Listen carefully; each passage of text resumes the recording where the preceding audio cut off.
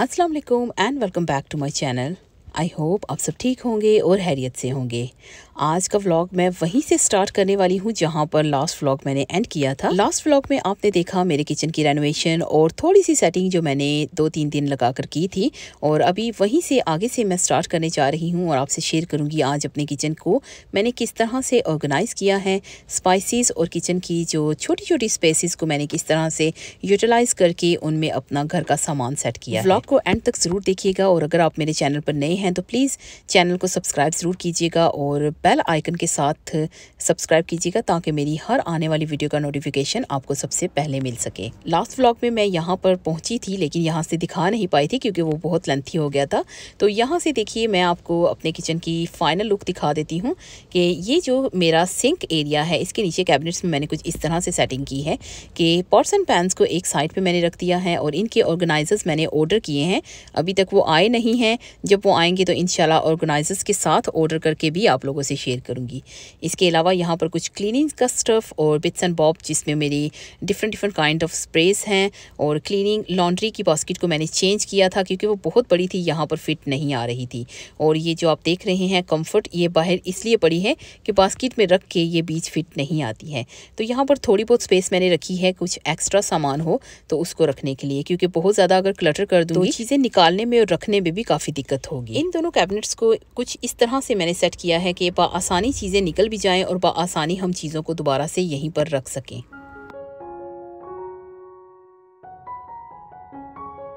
यहाँ second cabinet में मैंने सारे ग्राइंडर, ब्लेंडर्स, चॉपर, उसके अलावा ग्रेटर्स, सभी चीज़ों को एक ही जगह पर रख दिया है ताकि मुझे निकालने में मुश्किल ना हो। ये सारी की सारी चीज़ें 2 बास्केट्स में पहले स्टोर रूम में हुआ करती थी और जब मुझे चाहिए होती थी तो वहाँ से मैं उठाकर यहाँ तक लेकर आती। लेकिन अभी किचन में इजाफी जगह हो गई है तो यहाँ पर मैं आसानी से यूज़ कर सकूँगी। और ये जो छोटी मोटी चीज़ें हैं इन्हें मैंने रख लिया है बास्केट में ताकि आराम से ये बास्केट में एक ही जगह पर रहें। जब यूज़ करनी होंगी तो मैं यहाँ से निकाल लिया करूँगी। और जो बड़ी मशीनें हैं वो मैंने ऊपर की तरफ करके रख दी है। एक ऑर्गेनाइजर लगाया है जिसमें मैंने रखे हैं जिप लॉक बैग्स और उसके साथ मैंने रख दिए हैं किचन टॉवल्स। किचन कैबिनेट्स को ऑर्गेनाइज करने के लिए बास्केट्स और ऑर्गेनाइजर्स, ये 2 चीज़ें बहुत बड़ा काम करती हैं। इनसे जो छोटी छोटी स्पेसेस बच जाती हैं उनको भी हम अच्छे से यूटिलाइज कर सकते हैं। और मेरा किचन छोटा किचन है तो ऐसे किचन को ऑर्गेनाइज़ करने के लिए और बहुत सारी चीज़ों को एक किचन में फ़िट करने के लिए ये जो ऑर्गेनाइजर्स हैं ये बहुत बड़ा काम करते हैं। यहाँ पर मेरी बेटी खुद से स्टिकर बना रही हैं क्योंकि जो हमने ऑर्डर किए थे अमेज़ोन से वो जब हम जार्स के ऊपर लगा रहे थे थोड़ी देर के बाद वो उतरना शुरू हो गए थे। तो हमने सोचा कि ये स्टिकर्स थोड़े से स्ट्रॉन्ग हैं, इससे पहले कि वो लगें और उतरें और यहाँ वहाँ पर गिरें और हमें डिस्टर्ब करें, हम पहले ही पक्का इंतज़ाम कर लेते हैं। तो यहाँ पर मैंने अपनी बेटी को सारी की सारी जो लिस्ट चाहिए थी वो उनके मोबाइल पर मैंने सेंड कर दी थी, तो वहाँ से देख कर ये स्टिकर्स बना रही थी ताकि हम अपने जो बॉटल्स हैं या जार्स हैं हम उनको लगा सकें। जब मैं अकेली किचन में काम करती थी तो इतना फ़र्क नहीं पड़ता था। मैं तो सभी स्पाइसेस वगैरह को जानती ही हूँ कि किस तरह से इस्तेमाल करने हैं, लेकिन अभी बच्चे साथ होते हैं तो उन्हें बहुत कन्फ्यूजन होती है। तो इसलिए स्टिकर्स का जार्स के ऊपर, बॉटल्स के ऊपर होना बहुत ज़रूरी है ताकि उन्हें स्पाइसेस की पहचान हो सके। जब हम कुछ भी अपने किचन में ऑर्गेनाइज़ करते हैं तो उस पर अच्छे से करके इस तरह से स्टिकर लगा दिए जाएं तो अपने किचन की रौनक और ही बढ़ जाती है। यहाँ पर जो स्पाइसेस के लिए मैंने बास्केट्स को रेडी किया है उन बास्केट्स के ऊपर भी मैंने इस तरह से स्टिकर्स को लगा दिया है। और स्पाइसेस के बारे में मैंने पहले भी आप लोगों से शेयर किया था कि मैं इस तरह से ऑर्गेनाइज़ करती हूँ। मैंने छोटे से प्लास्टिक जार्स लिए हैं, इन पर मैंने खुद घर पर प्रिंट आउट करके स्टिकर्स बनाए थे और उनको मैंने इस तरह से राउंड शेप में कट करके इन बॉटल्स पर स्टिक किया है। और हर बार जब मुझे वॉश करना होते हैं तो मैं स्टिकर्स को उतार के फेंक देती हूँ और नया स्टिकर लगा लेती हूँ क्योंकि मैंने ये ज़्यादा सारे बना कर रखे हैं। जो फर्स्ट बास्केट है उसमें मैंने रेडी किए हैं एवरीडे यूज़ वाले सारे स्पाइसेस जिसमें ग्राइंड करके भी होते हैं और नॉर्मल जो रोज़मर्रा में खाना बनता है उसके लिए खाने में इस्तेमाल होने वाले सारे स्पाइसेस मैंने फर्स्ट बास्केट में ऐड किए हैं। और इस बार थोड़ा सा चेंजेस करने वाली हूँ। मैं ज़्यादातर जो रेडीमेड मसाले होते हैं जैसे कि लजीज़ा मसाला मेरे घर में ज़्यादा यूज़ होता है, इसके अलावा मैं और कोई मसाले नहीं लेकर आती हूँ। तो ये मसाले रखने में बहुत मुश्किल होती थी, कई बार थोड़ा सा बच जाता है तो वो यहाँ वहाँ गिरता रहता है और इनको ऑर्गेनाइज़ करने की कुछ समझ नहीं आ रही थी। तो मैंने इनके लिए इस तरह से स्टिकर बनवा लिए हैं और मैं इन्हीं जार्स में उन स्पाइसेस को खोल के ऐड कर लूँगी। जब मुझे चाहिए होगा तो मैं आराम से निकाल लूँगी। और इनकी जो एक्सपायरी डेट है वो मुझे मालूम ही है, ज़्यादातर 24 है। और जितनी भी डेट्स हैं ये सारे की सारी मैंने अपने मोबाइल के नोट्स में लिख ली हैं। और वैसे भी इसके अलावा एक वीडियो क्लिप मैंने बनाकर सेव कर लिया है ताकि मुझे मालूम रह सके कि कौन सी चीज़ की एक्सपायरी कब तक है। जब मैंने स्पाइसेस को ऐड करना शुरू किया था तो थोड़ा थोड़ा नीचे गिरने लगा था, तो मुझे एकदम से जहन में आया कि मैंने नीचे की तरफ कुछ रखा भी नहीं है।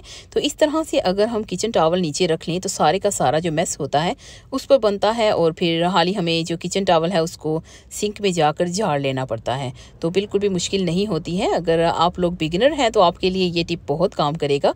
तो यहाँ पर देखिए सारे के सारे जितने भी मेरे पास ये जार्स हैं इनको मैंने स्टिकर कर लिया है और ये सारे स्पाइसेस मैं इसमें ऐड कर लूँगी।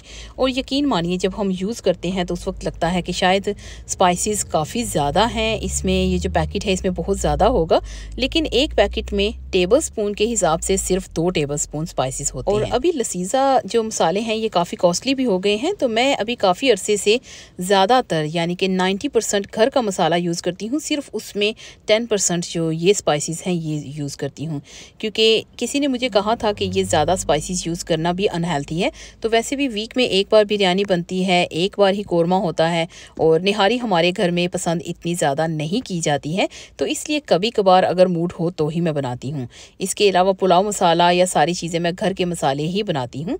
और ज़्यादातर मसाले मेरे ग्राइंड थे पहले से, मैंने जैसा कि आपसे जिक्र किया था कि सब चीज़ें मैंने लास्ट वीक से ही रेडी करना शुरू कर दी थी और मुझे फिर उस वक्त एकदम से सब कुछ रेडी करने में मुश्किल नहीं हुई थी। ये जितनी भी बास्केट्स आप देख रहे हैं इसमें से मैंने कोई भी बास्केट न्यू नहीं बाय की है, ये सारी की सारी पहले वाली हैं।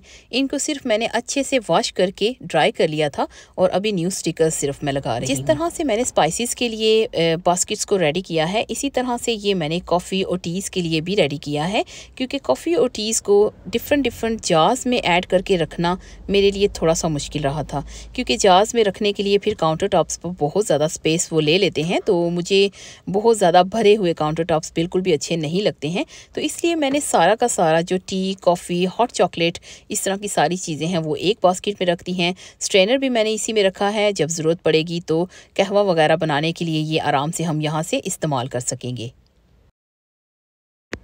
इसके अलावा वाटर बॉटल्स जो हर रोज़ हमारे घर में बच्चों के लिए या हमारे लिए यूज़ होती हैं या कप्स यूज़ होते हैं, वो सारे भी इसी तरह से जैसे पहले से पड़े थे मैं एक बास्केट में रख लूँगी। और ये हमारी स्पाइसेस की, टी की और वाटर बॉटल्स की बास्केट्स हो चुकी हैं रेडी। वाटर बॉटल्स को यहाँ ऊपर रखूँगी क्योंकि ये आराम से हर रोज़ मैं उतार सकती हूँ यहाँ से। और टी, स्पाइसेस ये सारे मैंने इस तरह से नीचे वाले कैबिनेट में रखे हैं, नीचे वाली शेल्फ़ के ऊपर। और आप देख सकते हैं कि ऊपर मैंने ऑर्गेनाइजर्स भी लगाए हैं, इनमें भी कुछ ना कुछ जाएगा। और एक जो इम्पोर्टेंट चीज़ थी वो ये थी कि इस सारे स्पाइसेस के अंदर मैंने सोल्ट, चिली और हल्दी को नहीं रखा है। ये 3 चीज़ें मैं अलग से रखूँगी क्योंकि ये 3 बेसिक मसाले हैं और हर रोज़ बहुत ज़्यादा ये इस्तेमाल होते हैं। तो इसलिए इनके लिए मैंने बड़े जार्स यूज़ किए हैं ताकि मैं आसानी से इनको यूज़ कर सका करूँ और हर रोज़ मुझे फिल ना करना पड़े। अभी आती हूँ फाइनल लुक की तरफ। तो वो सामने जो आपको दिखाई दे रहे हैं वो मैंने डिज़र्ट के लिए रखे हैं। और ये जो ग्रे कंटेनर्स हैं, ये जो सामान हमारे किचन में बच जाता है जैसे कि खाना वगैरह, उसको फ्रीज़ करने के लिए या फ्रिज में रखने के लिए। कप्स वगैरह को एक जगह पे रख दिया है। प्लेट्स जो हैं वो एवरीडे यूज़ वाली यहाँ पर हैं। और इस कैबिनेट में जितना सामान है वो हमारे घर में एवरीडे यूज़ वाला है, इसलिए यहाँ पर आपको डिफरेंट चीज़ें दिखाई दे रही हैं।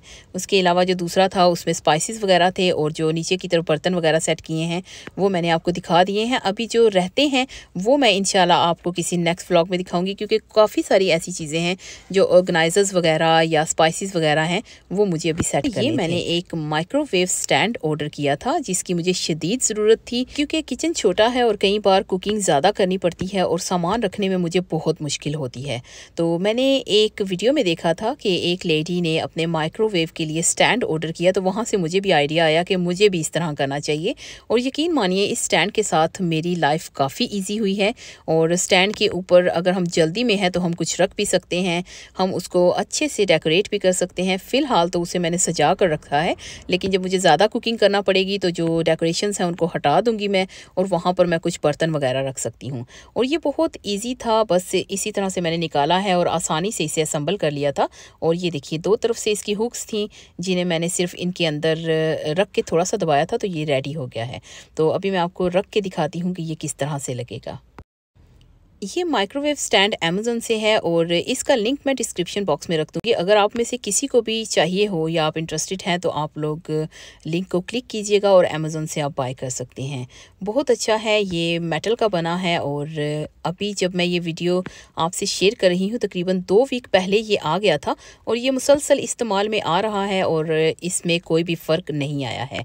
और यहाँ पर मैंने माइक्रोवेव को बिल्कुल एम्प्टी कर दिया है और इस स्टैंड को मैं इसके ऊपर सेट कर दूँगी। मैं हमेशा से माइक्रोवेव को इस तरह से डायगोनल यूज़ करती थी, लेकिन अभी बच्चों ने कहा है कि सीधा करके यूज़ किया जाए तो ज़्यादा बेहतर है और स्पेस भी ज़्यादा बनेगी। तो मैंने भी ट्राई किया और आप यकीन मानिए सीधा करके जब से मैंने इसको यूज़ किया है वाकई में किचन में काफ़ी सारी स्पेस बनी है, काउंटर टॉप्स पर भी स्पेस बन गई थी और यूज़ में भी कुछ इतना ख़ास फ़र्क नहीं पड़ा है। और अभी इस बार थोड़े से किचन की चेंजेस भी आए हैं, जैसा कि मेरी वॉशिंग मशीन पहले दूसरी साइड पर सेट थी, अभी दूसरी साइड पर कर दी गई है, तो उसकी वजह से थोड़ी सी तो दिक्कत हुई है, लेकिन काफ़ी हद तक स्पेस भी किचन में बनी है। तो यहाँ पर अभी ये इस तरह से है, लेकिन मैंने 1-2 दिन के बाद इसको सीधा कर दिया था, वो मैं आपको आगे चल के दिखाती हूँ। आखिर में आपसे 1-2 टिप्स मैं शेयर करना चाहती हूँ कि जब भी हम किचन को सेट करते हैं तो 1-2 दिन में किचन्स कभी भी सेट नहीं होते हैं, चाहे वो किचन हो या घर का कोई भी कॉर्नर हो। अगर हमने रेनोवेट कराया है या हम किसी नई जगह पर मूव हुए हैं तो हमें सेट करने में थोड़ा सा वक्त लगता है। जब हम चीज़ों को इस्तेमाल करने लगते हैं तो ही हमें मालूम पड़ता है कि कौन सी चीज़ कहाँ पर अच्छे से हम यूज़ कर सकेंगे। उसके अलावा जब भी आप किसी नई जगह पर मूव हों या आप अपने घर में कुछ चेंजेस करते हैं तो एकदम से सोचे समझे बगैर कभी भी ऑर्गेनाइजर्स या घर में कोई भी ऐसी डेकोरेशंस कुछ ना बाय करें। जब आप अपने घर को अच्छे से सेट कर लें, आप उस जगह को यूज़ करने लगें, तो उसके बाद ही आप ऑर्गेनाइजर्स वगैरह को अपनी चॉइस के मुताबिक आप और ज़रूरत के मुताबिक ऑर्डर करें। यहाँ पर देखिए, जैसा कि मैंने आपसे कहा था कि डायगोनल मैंने इसको सेट किया था माइक्रोवेव को और अभी मैंने सीधा किया है और यहाँ पर स्पून का एक छोटा सा स्टैंड भी यहाँ पर आ गया है। और अभी किचन टाइल्स वगैरह का थोड़ा सा काम रहता है, वो इंशाल्लाह फ्यूचर में होगा। और आज मैं आ गई हूँ अपने इस व्लॉग के एंड तक। आई होप आपको आज का व्लॉग अच्छा लगा होगा। अगर अच्छा लगा please like, subscribe, share with your friends and family. मैं इंशाल्लाह मिलती हूँ बहुत जल्द किसी नए व्लॉग के साथ, कुछ नई चीज़ों के साथ, कुछ नई बातों के साथ। तब तक आप सब लोग अपना बहुत सारा ध्यान रखिएगा। इसी के साथ आपसे इजाज़त चाहूँगी। अल्लाह हाफिज़।